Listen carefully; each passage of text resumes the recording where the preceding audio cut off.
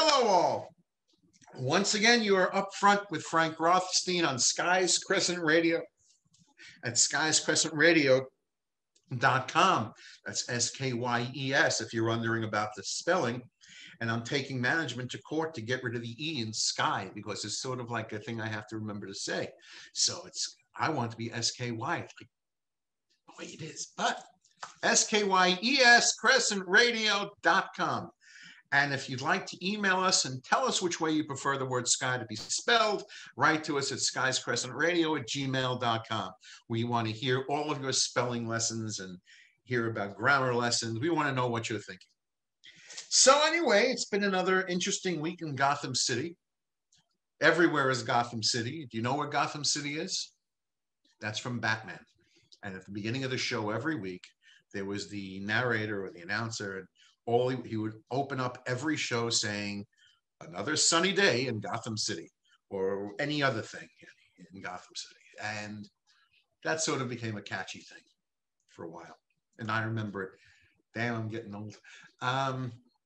So most of what I'll be talking about today is, well, we have the cancel people have been talking, I guess, loud but in different ways. This week they haven't touched on any cartoon characters, although I want to have representation to get rid of Porky Pig because he makes fun of speech impediments.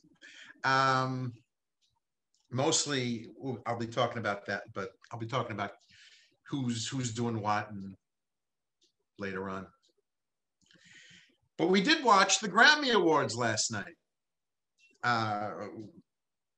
I'll tell you something. I know they had the same amount of time that they had from last year. Actually, more. They postponed it a little bit because of COVID. And I give the people who put this together a lot of credit. Not easy to do this from multiple locations. Not easy to figure everything out. And some of the acts, I give a lot of credit to the stage work, the light shows, some of the costuming. But overall, well, it's already been announced in the news that this was the lowest rated, less viewed Grammy Award show in its history. But then again, I saw it, so that's all I care about. I saw it. But maybe the bar is too old. Maybe I really am getting old, although I don't think so. I appreciate a good song. I thought Bruno Mars was great. Bruno Mars, for his song, he was got for appropriating Black culture for his song. And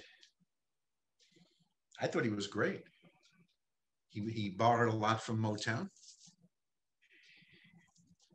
If you saw the original video, it's not simply his project. He's off on the side playing the keyboard. If you're watching the way it was last night, you could see him and everyone singing. Just took their time. They took their rotation to the front of the stage. They were dressed almost like the Temptations. They had the dance steps going, and I thought that was the best show of the night. I also appreciated the tributes during the memoriam segment. I appreciated that that Brandi Carlile performed John Prine's "I Remember Everything." You've heard me play it out here a couple of times. It's a beautiful song. It was the last song he wrote before he died. And in the original video, it's not even a stage video. It's him. I don't know if he's in a hotel room, in his house. I don't know where he is.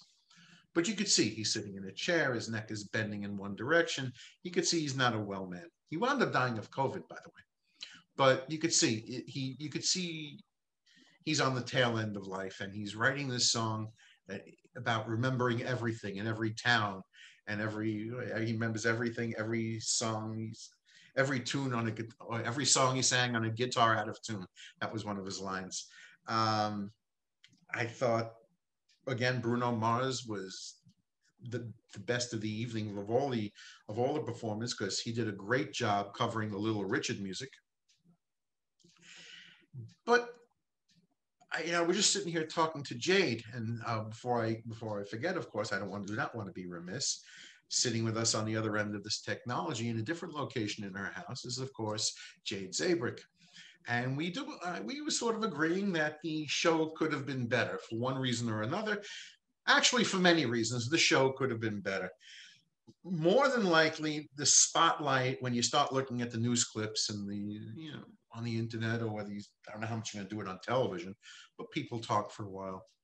We were all watching Cardi B. Cardi B was doing her song WAP. Does everyone know what WAP stands for? And do I have to say it? But it was done on a giant bed. What was that? Pink satin they had, the sheets and the blanket? A giant bed. And she was performing with Megan Thee Stallion in this act. And take it from a guy who spent a lot of years in adult film producing. This was cheap. Expensive. The set's not cheap. The performers aren't getting paid cheap to make this. I'm sure they made plenty of money doing this. But the act was cheap. It was simply bumping and grinding. A little bit like one step below softcore porn. It really wasn't porn, but it was like, you could see where this would have gone if you took away the crowd. If there was a little more ease from the FCC. They were on the bed, bumping and grinding. I know they weren't singing or rapping; they were lip syncing. And then again, you probably couldn't even see that because they kept moving. So they didn't. All they had to do was move their mouth a little bit, and that would have been the rap. But I thought it was a cheap act. And I thought a couple of the other songs, every time I saw someone, the dancers stick their ass up in the air, I thought it was, and excuse me, but that is just the way I saw it. It's cheap. We used to have there was always an easy way out when you made a movie, when we made movies, or we had magazine shoots, or you know what to do with the box cover. Maybe the models weren't looking right for the box cover. Maybe the photographer couldn't see the right shot. You couldn't get the right shot. Maybe the day of the photo shoot, they just didn't have it that day. And a lot of times, when in doubt, to sell something that is iffy or to save a bad project, you stuck their ass up in the air. That sells. It's a proven fact. It sells. It sounds terrible to say, but it sells. You see it all the time now in videos. You see it all. It's just you see it all the time. That's what pretty much goes on in twerking. That became the thing. And you see models, whether they're doing the cam work on the internet, camera work, social media sites where they're looking to get gifted or whatever they can get gifted from somebody who's watching them. You see it all the time. And I thought that at this level of production, a lot of this wouldn't have been necessary. But it turns out I was wrong, because that's what Cardi B's whole segment was. On the bed, grinding away. And the song itself, WAP. I'll just say it. WAP stands for wet ass pussy. I'm sorry to say, excuse me. I know my mom is going to be listening. I'm sorry, Mom. But that's what it stands for. And if you want to Google the lyrics, take away the beat and read this to someone as poetry. See what you get. If you get slapped in the head or not. Because this is just, it's garbage. And it's not going to be remembered. I was watching this, and again, I was watching it. I was on the phone. My mother was on the phone, and we're talking that these songs will not be remembered in 10 years. No one's going to remember. Somebody may remember. Remember when this girl did that? What's it, Cardi, whatever her name is. And you keep getting beats. You rarely see a band. That's why there's no more new rock stars. You rarely see a band anymore. Everything's beats. It's on the computer. It's like rent-a-songs. Because if you make a beat, you can sell the rights. You could lease out the rights to it to 1,000 different people. And again, 1,000 different people will put some lyrics around it. And now you have what I call rent-a-songs. It's not that I've never heard a cover song. Of course I have. But, it's just, I refer to it sometimes as like metronome music. That little thing on top of the piano or on the table that goes. That's a metronome. And somehow to me, that I refer to them as rent-a-songs. I don't know why. It's just how I see it. I could be wrong. I don't know that I am. Probably am, but it's how I see it.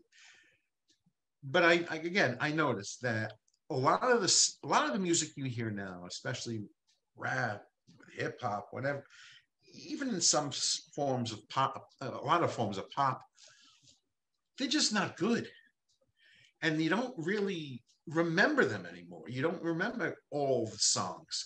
I was just discussing with Jade. I thought the bar of music to the Grammy Awards lowered when Hey Ya was nominated. Now, as Jade reminded me, Hey Ya does have messages in there. But what most people remember about it is the catchy chorus when they all go, Hey Ya, and that becomes catchy. People remembered it. Sort of like Who Let the Dogs Out. They remember doing that. The New York Mets use that as their theme for a season. And certain things, even if it's only a little piece of the song, become memorable. I don't see that coming of any of these songs for a while anyway. I think people need to get better. I'm not sure who let some of these acts on stage last night. I did catch one thing when Megan the Stallion did her song, performed Savage, that they had all the dancers doing, it was choreographed well. They doing the set was great, but I noticed the set and I saw a couple of the dancers do something, and it was whoever thought of this was smart. They paid tribute to like a 1930s bit performance by Cab Calloway singing "Jump and Jive," and the Nicholas brothers, Harold and Fayard Nicholas, dancing in their portion in the last half of the performance. It was taking place in a club supposedly, and there's Cab Calloway singing his song.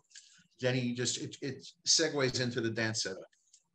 I don't know of a better dancing team outside of maybe out of popularity of Fred Astaire and Ginger Rogers, but the Nicholas brothers was something. And they're doing all kinds of stuff, jumping up on pianos, jumping up on columns, jumping everywhere until they get to the top of the gigantic staircase, which is what you sort of saw last night. You saw it, steps, two columns, they were up there. And you saw at some point a couple of the girls jumping over each other. Well, not even over each other, but they were jumping down the steps in splits.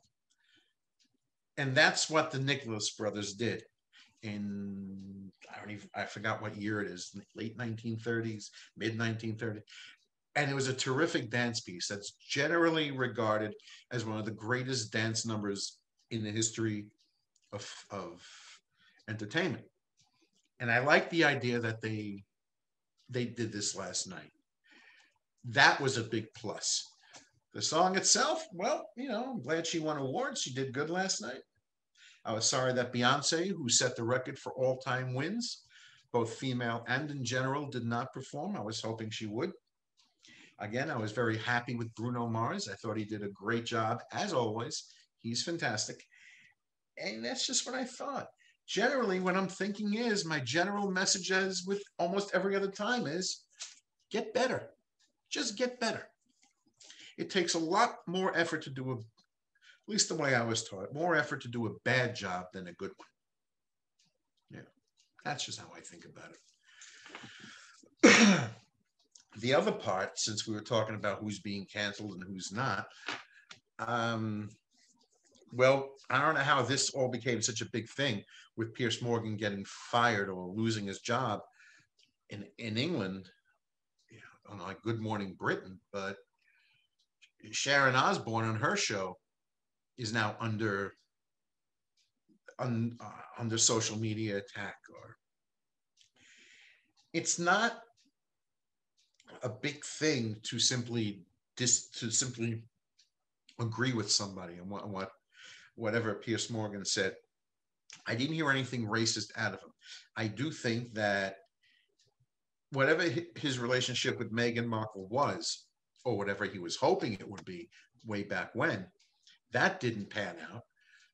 And of course, we all know she wound up meeting the prince. And maybe he could have been a little calmer and not stormed off the stage, because that's not very professional. But he has an opinion. That's his opinion. In general, that was his opinion. And Sharon Osbourne on her show sort of agreed with him. Not every last thing he said, but his right to an opinion. That doesn't make you racist. That doesn't make you anything. It can make you in disagreement with somebody else, but I didn't hear him say anything so terrible. I I did hear him in support of the royal family because, well, it's how he was brought up. He's much older than they are, and that's how he was brought up. That's what he knows. Like a lot of people from England, from Great Britain. That's just how it is. The Queen. So again, got to have a little bit of canceling going on, a little bit of people harassing you going on, because what else is there? I mean, if I know, what was it last week? Pepe Le Pew has now been edited out of his film. Speedy Gonzalez is under the. Excuse me, I had to take a drink. Speedy Gonzalez is now under his is now under the scrutiny of people who supposedly operate what is known as the cancel culture. I like these cartoons because of the age I was watching them. No one thinks. You're watching a cartoon. They're visible. They're funny. They're just funny. It's depending on which one you like. I grew up. I loved Tom and Jerry. Tom and Jerry. I love Mighty Mouse. I loved a lot of them. I get a kick out of all of them.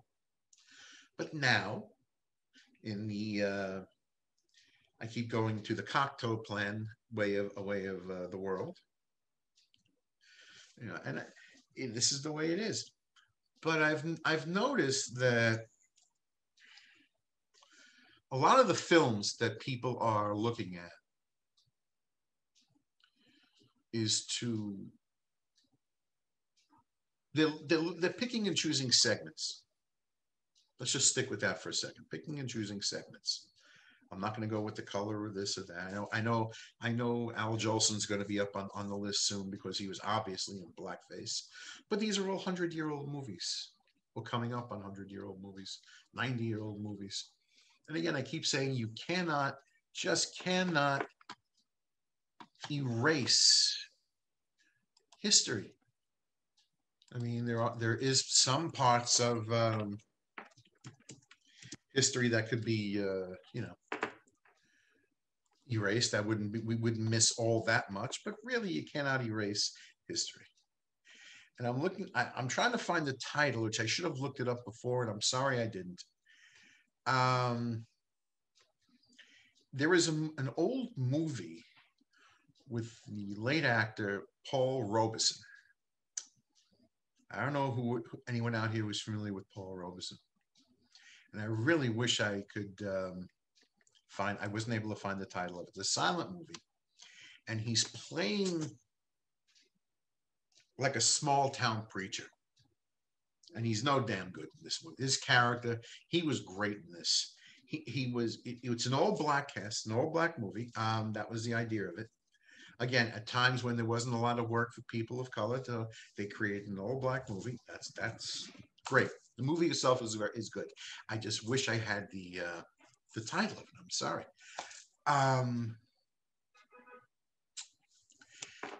And wait, 1 second. Let me see if I can pull. I'm going to try to pull this up on YouTube and see what I can get, because I want to find this thing. Oh well, I'll just keep talking. But in this movie, again, silent movies at this time. Again, no sound except for whatever track of background music they laid over the film. And when it came to the dialogue, they're using white lettering on a black background because it's black and white film, so they wanted to stand out so you could read it. And the characters were speaking in such a stereotyped way, the way you would picture people speaking at that time. Now, picture what you want, but this is what's being written on film. It's not like it's written down and you're seeing it on film in correct writing and you're just putting this in your mind. This is how the dialogue read out. People speaking almost like literates, babbling. The way you would picture in an old film that would be, I mean, I wasn't insulted, but I couldn't believe what I was reading. Somebody actually took time to do this. And I haven't seen any cancel culture people going out and looking at these old movies and saying, this is not who we are. Because Paul Robeson, as in real life, was a Rhodes Scholar. He was a genius and a brilliant singer. But I could not believe I was watching it, and no one's noticed this. Yeah, okay, you can go after the jazz singer. You can go after Al Jolson if you want. You can go after a lot of people. I'll find you a Laurel and Hardy scene where they appear to be in black. I'll find you a lot of things if you want it. That's easy enough. I watch a lot of old movies. But one that was so outstanding, and I go back to what was known as the blaxploitation movies of the 70s. And even though there's really no such thing as blaxploitation, but again, the word itself sort of tells you what it is. And again, not a lot of work for people of color, people who were black at the time. It was very tough to get work often. So a series of films for a while was being created. Some of them were pretty good. Shaft was a very good movie. Richard Roundtree became a star over that. But a lot of them, again, were just sort of like, how did James Cagney call one of his movies? Like a 1, 2, 3, 4 movie. Just go through the paces, make the movie, and that's the end of it. Just a cheap project, an easy to go project. And again, I don't hear anyone talking about those. Because what did I see in a few of them? Guys who were dressed up, murderers, addicts, a couple of stereotype pimps. This is what I saw. And again, some of the movies were good where it made Pam Grier a star. That was a good movie. Some were very good movies. Some were just there to get people a payday. But no one's looking at them. Right now, they're still looking on the supposed white portraying black or something, cartoon characters who are putting on a cheap accent, or any one particular scene that you could nab onto, just grab onto, nab it, and make a big thing out of it. That's what we call low-hanging fruit. There are much better options if you want to make the case for anything in entertainment. Jade's raising her hand. Do you have to go to the bathroom? No. I was gonna say, I think it all has to do with the money, though. Who owns the rights of these? I didn't know about this era of this blaxploitation era that you're talking about in movies, but okay, I believe you. Who owns the rights to those movies? So the at the moment, I'm not really sure. Yeah. So the issue is who's making money off of these things. They're not going to go back. It only matters if these people are still making money. Gone with the Wind wanted to have some kind of re-release. Yeah. They're like, hey. Yeah. And it's not like people didn't protest then. Gone with the Wind had protests outside the movie. Of course they did. In that, of course they did. It's a matter of how you're shaping it now. Well, I'm just putting it as, of all the things we're hearing mentioned, what movie, cartoon characters, anything you could think of that we've seen in the last, say, 3 years. Would that be fair enough? Yep. 3 years, roughly. I haven't seen any of that. And I don't know if you... Why would they need to? Because it's not like those movies are selling. It's not like they're making money. It's not like people didn't even know. I didn't even know they existed. We have a whole era. I mean, like, people are young. We don't know what happened in the 90s. Like... It's a perfect example. The thing is, which movies are being brought to us? Being brought to us, yeah, that's right. Yeah. Then again... The ones that stayed over there, that's fine. Like that, there's no issues, but they're not being brought to our attention. The issues are the ones that are being re-brought. Like, hey, we already decided this wasn't cool. Can y'all stop showing it to us? Thanks. Okay. But that, to me, again, as I said, sort of like low-hanging fruit. Because even though a lot of people don't watch old movies, most people know what the jazz singer is. Most people know who Al Jolson is, especially if you put it. I mean, maybe not a 15-year-old listening to music, but an adult would know that, certain movies It you only just know. matters if it's being reintroduced to them. Like nobody cares if these are in somebody's vault in somebody's garage, like being watched, whatever. And here's why I think they're being syndicated now. They want to release it. Like they want to put it on HBO. They want to do these things. And if that's the case, then we need to look at the content that we're currently. Well, then it's a structured concept because no one's really digging deep enough to the real, or at least to the other side of it, or maybe not the other side of it, but another angle of it, another perspective of it. Because look what I'm saying. Canceled already. We're not even talking about it because it's already been done. Like all those other movies, like they're not in our attention. Like let's just leave them back there. They're in the past.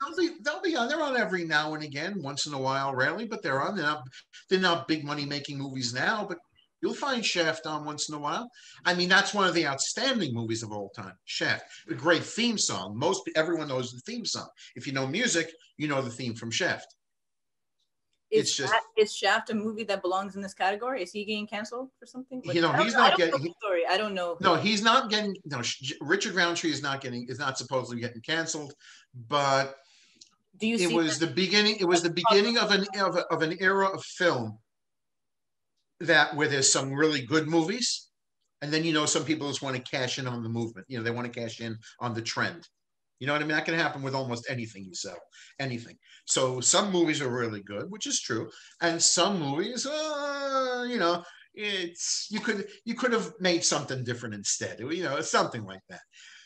But it's just to me that, again, if you're going to go back in history and want to wipe something out, or find touches of where this began in film, how this happened in film, I'm going back to silent film of a Paul Robeson movie, and I got to find out. I never knew the title of this movie, but I always turned it on a few minutes in whenever I saw it on, and it used to be on Turner Classic on like Sunday nights. On Sunday Night Silence, they have a good series of those. They show some excellent old projects that I recommend everybody watch, when they have time. Kill the lights, watch a silent movie. There's a lot of great stories in silent movies, and a lot of movies that you see now or that have been made were first done in silent film. Frankenstein being one of them, The Wizard of Oz and another one, and it really is worth watching. But that's another story. That's another subject.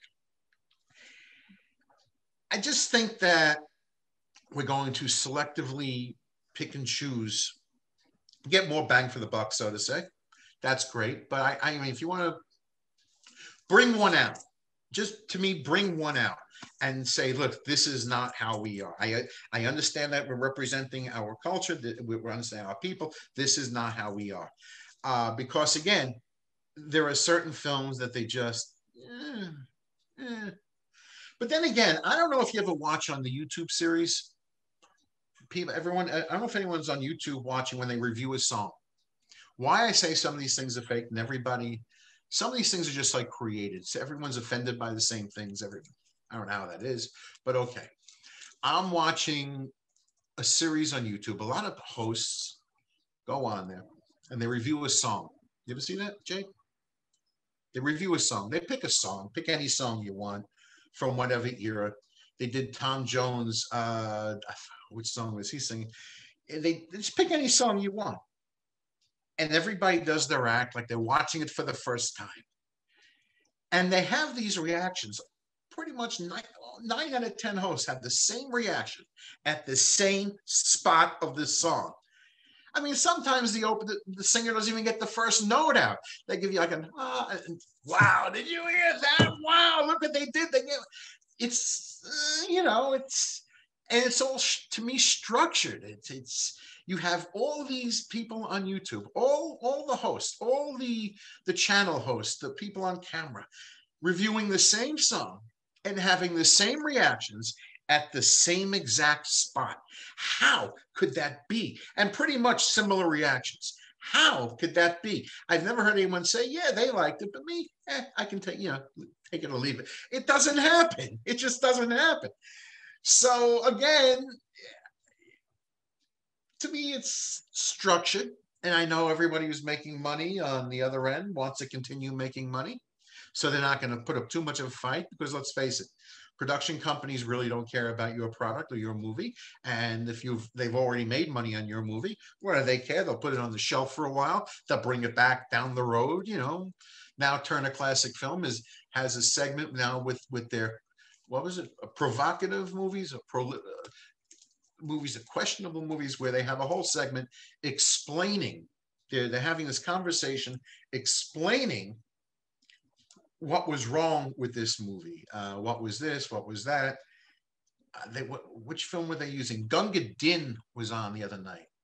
Really good movie. Excellent movie. Cary Grant, Victor McLaughlin, Sam Jaffe, who was the title character, Gunga Din. And there was a lot of, in the film, now people call it Native Americans, but then it was Indians, 1940, 41, whatever the year is. And there's the crew of Turner Classic talking, well, it would have been nicer if they had real Indians in this film. Okay. But this isn't like you have now. We can get 10 or 20 people and you have to fill in the rest with computers. You want 1,000 Indians storming the fort, you better get 1,000 actors, because good luck. You need 1,000 actors. You need what you need. I mean, you ever watch a Western when the stagecoach is riding through the trail and the Indians are coming to kill? That's not computer technology. You have actors. You have a lot of people with it. I mean, yeah, okay, you want to be insulted over the headdress, knock yourself out, but you want the actors, you got to have the actors. Gone with the Wind is a perfect example. Forgetting what you think, forgetting the content, the filming of this thing, the production of this thing was so massive. There's a scene where I think I mentioned it last week, where Scarlett O'Hara is running across the field, one building to another to get out of the field. She has to get home to her sister, and she leaves one building where all she's seeing is wounded, and she runs across the field, and the camera is being lifted up on the hoist and panning back and widening its view. And all you see is a field of wounded soldiers all over the place. You're not using computer technology for that. You can't move the crowd then. This is simply what looked like hundreds and hundreds of actors laying in the field. Do I know that every one of them really came from the South or the North? No. Do I know that in every film that everybody who's playing cowboys or Indians really was a cowboy or an Indian? No. What was it? A Chris Rock line about the Indian Day Parade. Years ago, he said the Indian Day Parade. He was just a part of his comedy bit where he says, "No such thing as an Indian Day Parade. It's a couple of Indians, a bunch of Puerto Ricans wearing feathers." That was his line. I just remembered it. I know it sounds terrible, but he was making fun of a parade.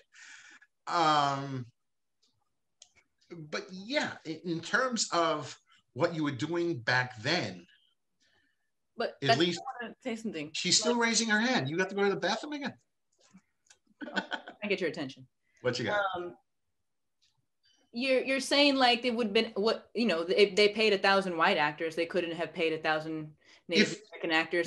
You think that was impossible for them to find? Or maybe it would have been impossible for them to find 1,000 actors that wanted to do that. Maybe if they had tried to do that, they would have realized that it was problematic at the time. Maybe, but at that time, actors. Well, slow down. You're thinking now in terms of today. Mm-hmm. In 1939, people didn't think this is where a big conflict of what people are talking about is that they're thinking this is the way it should have been based on how I think today, which it would have maybe have been better. But in 1939, then a little after, a little before, way back when, like styles of clothing change, and someone says, I would never wear that. Well, no, but in 1912, you might have. 1930s, Native American people had the same. They did. No. I'm sure they did. just as angry as we are now. The difference, are listening now. The difference is the idea of what perception was only a white perception. But Black people hated those movies just as much back then as they do. I agree. Yes, they did. As we were saying before the show started, there were protests then, the same as there were with, I'm sure, with Birth of a Nation. It's not like you can't give them that they were ignorant, right? They didn't know. They didn't say they were ignorant. They chose to hire white actors. I understand that. All of this was choices, and we had to hold them accountable. And that's what all this cancel culture. Who was accountable, Jade? They were all dead.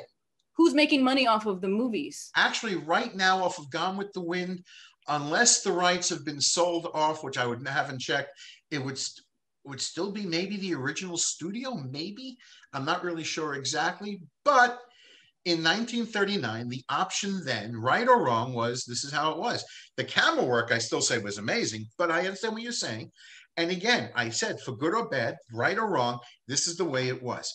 And again, I go back to my other point, is that in other movies, people who put the project together to show the people of color, to show the people who were Black skin, they could have been shown in a better light. The people who produced it, they could have been shown in a better light.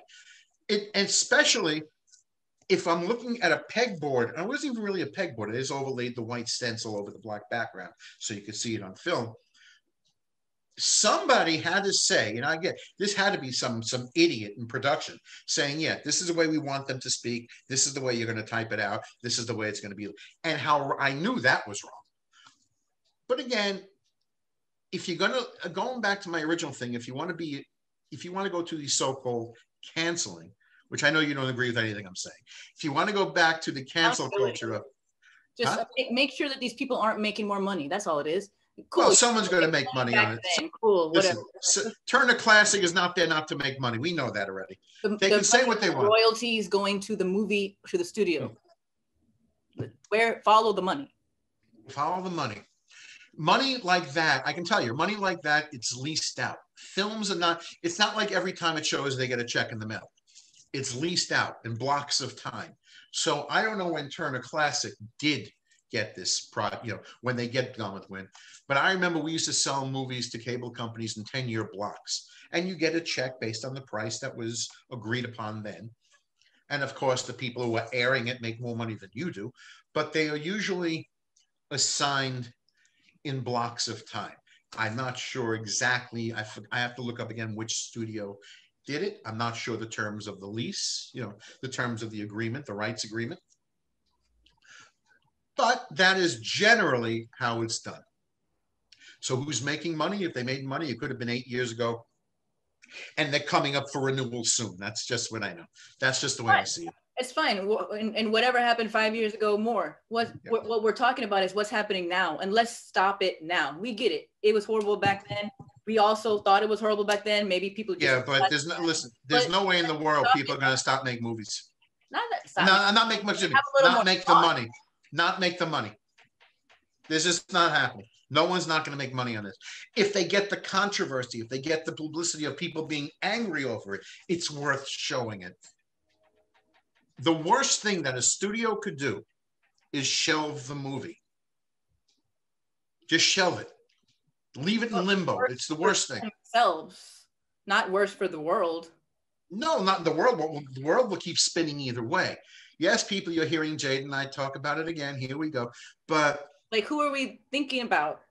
Listen. There's the old thought of a good review helps, a bad review hurts. That's why I don't like to talk. But not mentioning you at all is the worst thing that can happen. This is why. So if they shelve this movie, I don't like to mention these things. I don't like to mention things that I don't like. Well, we all don't like something or another. Someone doesn't like something. That happens. You mentioned it. But the worst thing. But then what are we talking about? I was talking about canceling and why they're choosing certain specific areas of cancellation. When I went back to a very early first step in portraying people in a bad light in a movie from the night, I'll look up. I'll even send the title of this movie, And again, the original actor, Paul Robeson, was brilliant. The supporting cast was good. He was pretty much a preacher looking to take money from everybody. He was just, he made a great lowlife in this movie.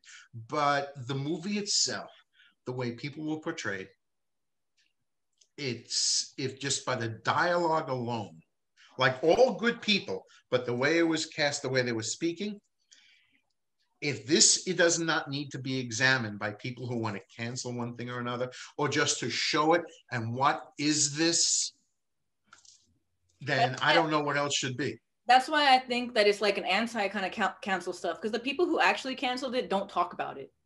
Well, they move on to the next thing. It's already out of our minds. We don't think about it. But the people who are talking about it, those are the ones that are keeping it in our minds. They're forcing us to talk about it. Like, I didn't give a shit.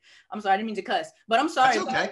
When you talked about Pepe Le Pew, okay, whatever. When you talked about Speedy Gonzalez, I was like, oh my God, finally somebody said something.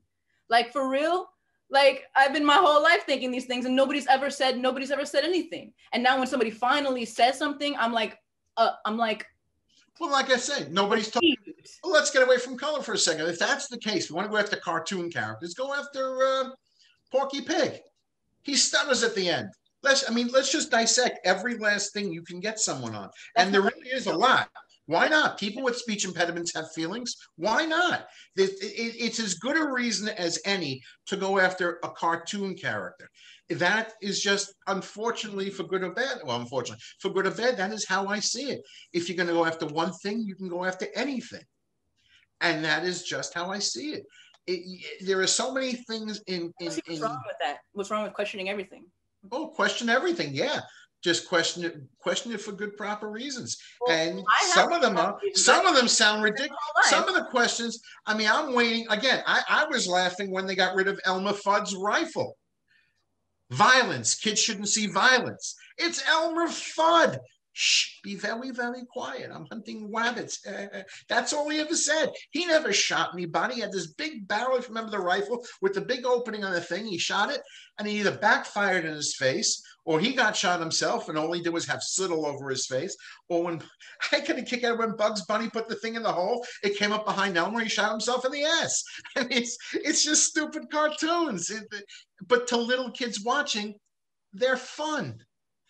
It's just that because little kids. Like plenty of other fun things out there. Well, there are, but not parents. I don't know that parents need to explain everything to a 4-year-old at that moment. Explain things if they need to be explained, of course, in increments as they can understand. That's the issue, is that when these things are in front of our children, then we're forced to have these conversations earlier. If it was all circles and bubbles and sunshine, we wouldn't have to have these conversations. But as they can understand it, a 4-year-old doesn't understand what an 8-year-old understands, and what a 12-year-old understands. But if it's in their face, they won't understand. Doesn't understand racial discrimination? Because I can tell you they do. At 4, at 3. Talking about me, pointed at me. I understood it at that young. I understood. At age? Okay. Yes, I understood it. I think you explain to kids who don't have it brought to their face don't understand it. I totally agree with that. Kids who have never experienced it don't understand it. Human beings who have never experienced it don't understand it until it's brought to their face. But children, as young as they can talk, have experienced it. So yeah. Okay, don't agree with me. Okay, don't agree with me. I'm telling you how I feel.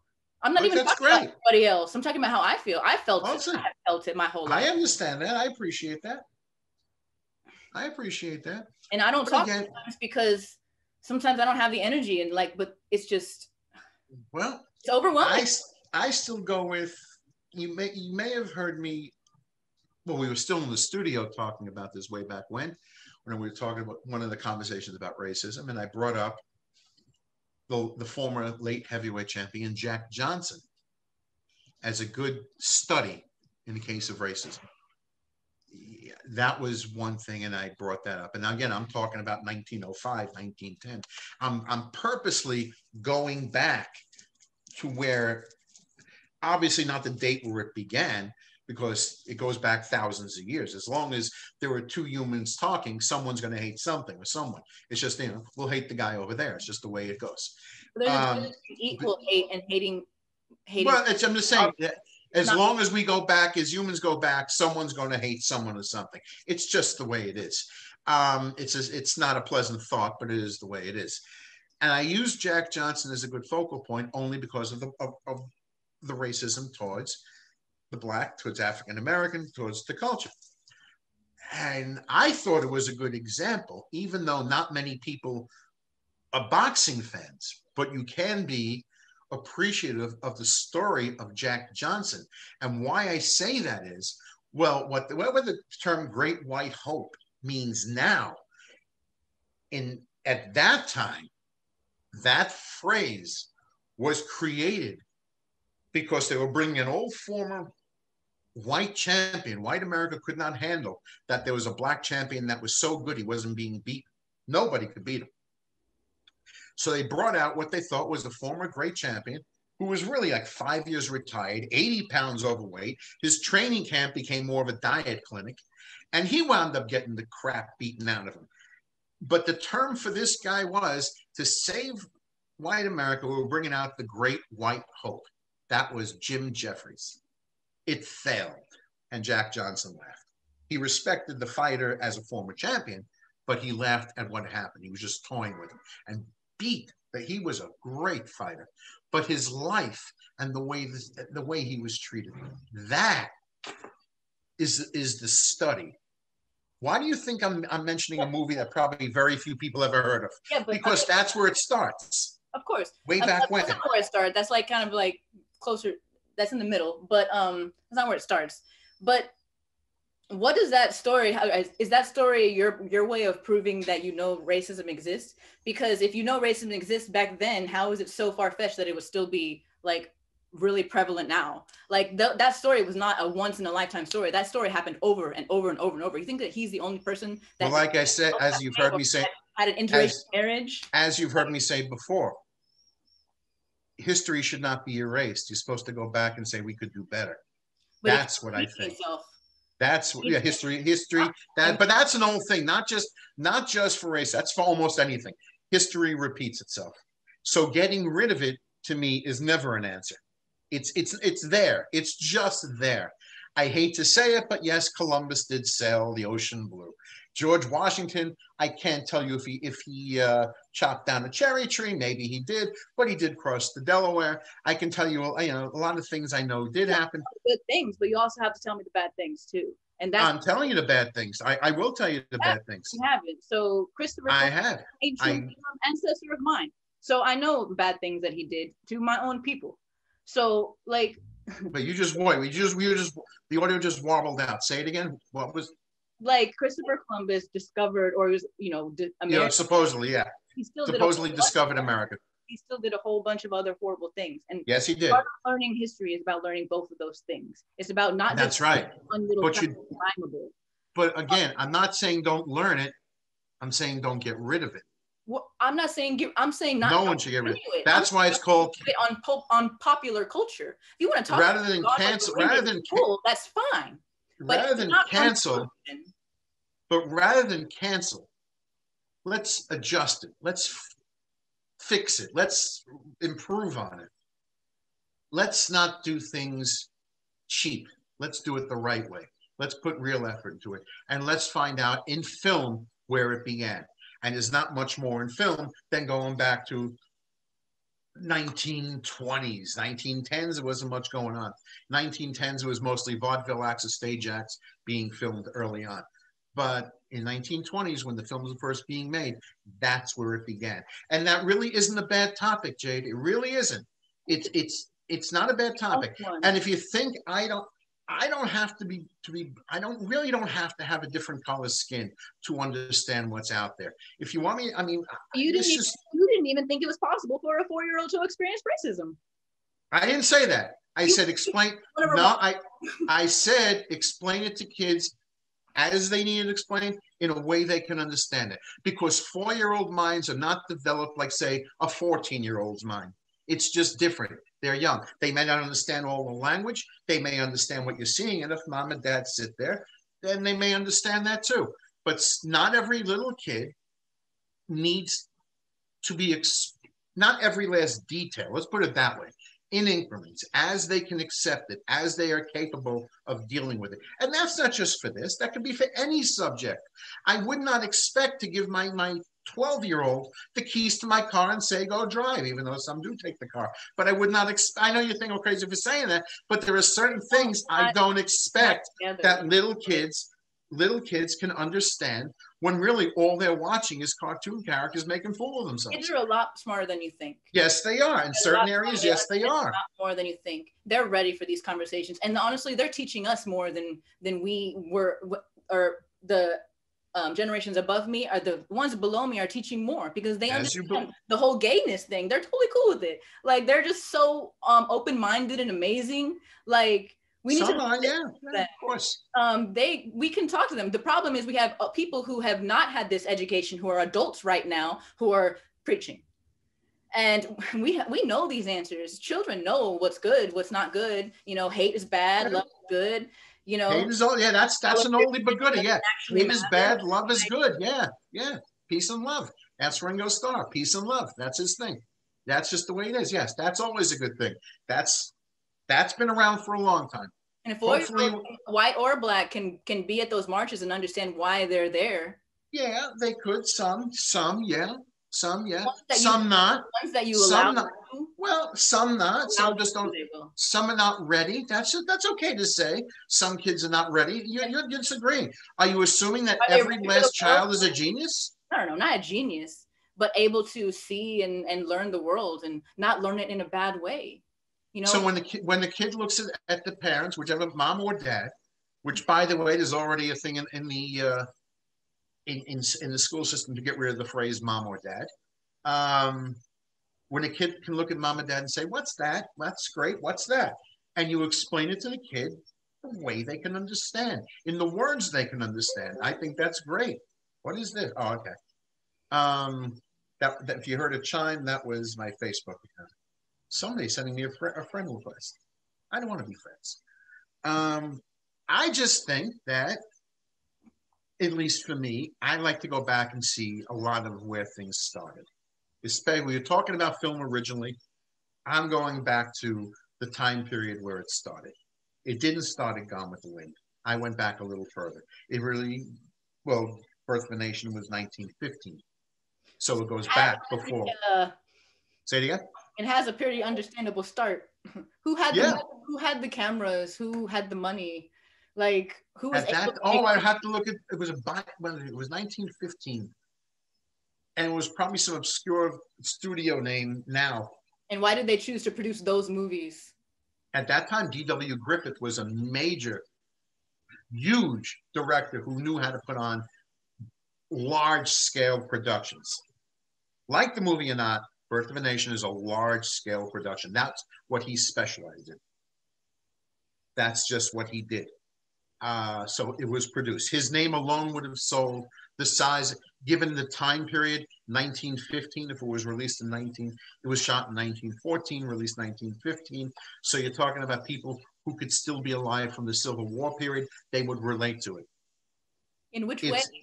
Well, in which way is one thing. But if I'm going to shoot a movie in 1915, it's got to be. North. Huh?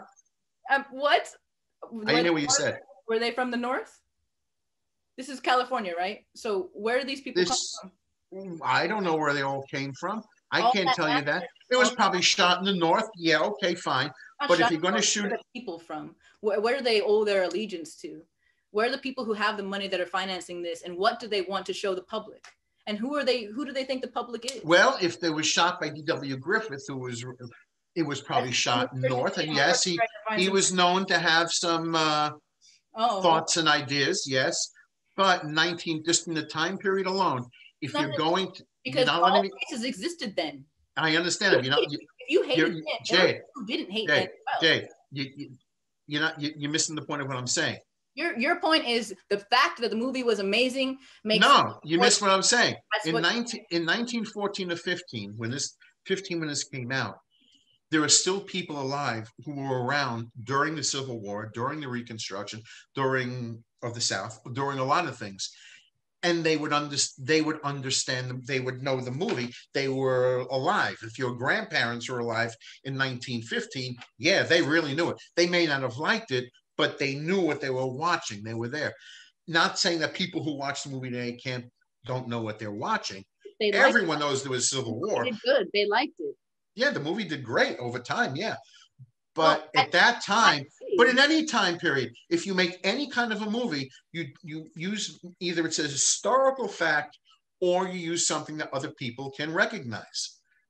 In a lot of, it's not a fantasy movie. We're not shooting a fantasy. They did a time period that people at that time could still recognize. A lot of them could relate. It's just what it is. If I shoot a movie today about the 1990s, 1980s, yeah, a lot of us can recognize it. A lot of us know the time period. It sounds crazy. I know. I feel like I'm oversimplifying, but it's the way it goes. You can focus on a time period, but you choose the story that you want to tell. That is true. But at that point in time, all of it was choices.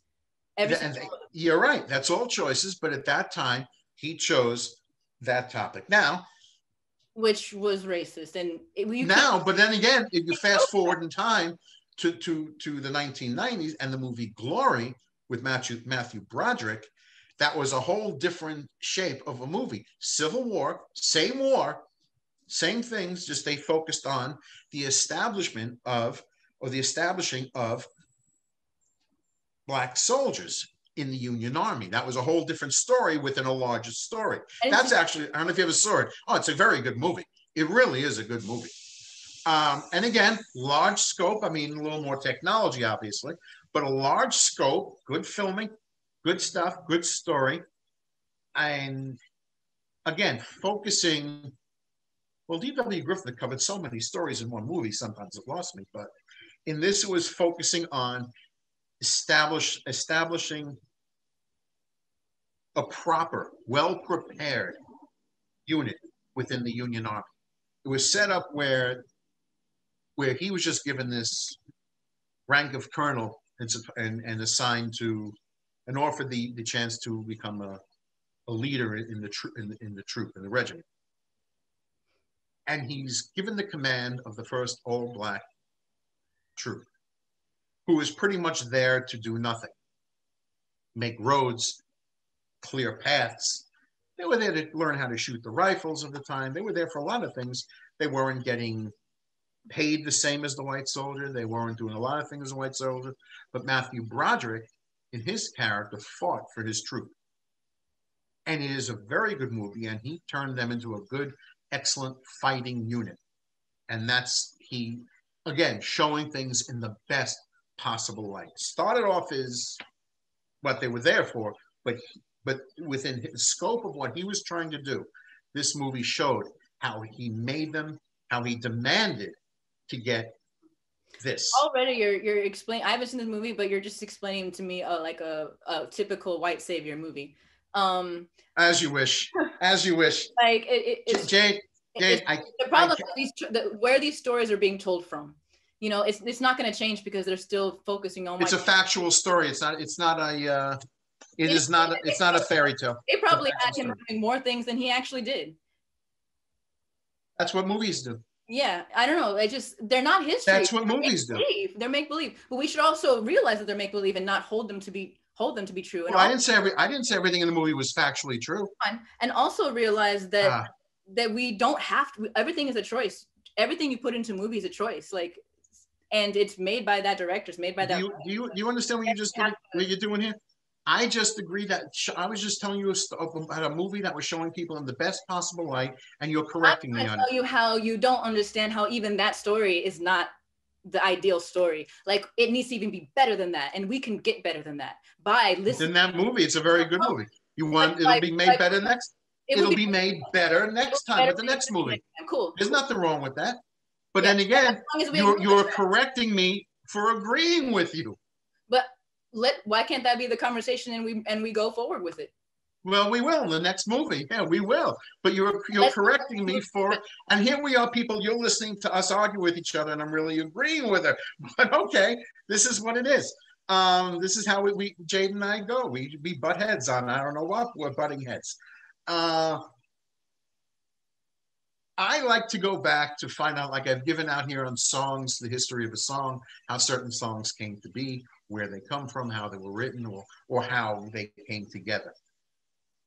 We started off talking about the cancel culture and racism in film, and how certain spots are being picked. I prefer to go back to the beginnings of it. I like to go back to the, sometimes when you hear me play a song, you hear me play a song, I don't always go to the most popular version ever made. I sometimes go to the original version made because that's who did it. I like to go, the reason I chose the Paul Robeson film from 1920s and the silent film is not because it's the greatest movie ever made or it's the most popular movie ever made, but it's one of the earliest films of this ever made, showing people in the worst possible scenario. And then I go back and I said, as I said, there are some movies that cast people in the best possible scenario, best possible life, which I'm all for. Sometimes people, it's the way it is. It's just unfortunately the way it is. That A, you can't please everybody. B, you're going to offend somebody. And C, it's always good to have a discussion about it. I don't believe in canceling out. I don't believe in erasing. To me, it's leave the cartoon. There's more important things to worry about than cartoon characters. That's me. No, when the people want to get rid of William Shakespeare from school, no, that's not going to happen either. And believe me, when one of the most popular films, Gone with the Wind, forgetting the size of the production, forgetting the magnitude of the filming, forgetting a lot of things, you can frame this movie any way you want. You can frame it good or bad. You can go for the performances of each actor and like and dislike some. You can do what you want, but no one's getting rid of it. No matter how you explain it, it's going to make money forever until the day that all film is destroyed. And going back to what I originally started with, the Grammys stunk. I hate to say it. The Grammys could have been better. I thought a lot of the acts could have been better. Let people be seen in the best possible way. I don't think that happened here this time. Sometimes it did. I thought, again, Bruno Mars was great. I'm glad that some of the singers won. I'm glad. Yeah, I didn't agree with every last award. She got her Grammy for singing a song. Like in the Academy Awards, people win for important topics. So did she. I think that Beyonce should have performed. Again, I liked all the songs in tribute to the singers who passed, to the artists who passed away, in front or behind the song. And I think, as with every other last topic, everything could be done better. There's always room for improvement. I don't give anything a 5-star rating, because there's always room for another star, unless you want to make it a 6-star rating. And we're coming up on the hour. So let's just keep it, whether you agree with me or not, how about agreeing that there's always room to do better, and hopefully the music gets better, and hopefully people sing on stage again, because lip syncing for me, it's not my thing. I mean, it's just, I know Michael Jackson really started it and make his act better. I know everyone else pretty much copied it. When he passed away, Madonna thanked him, because we know that helped her career out a lot, as did Britney Spears, as did a lot of people on stage last night. They don't have to sing live, which unfortunately, I wish they all would. Anyway, that is, I guess, our hour. I like that, hour.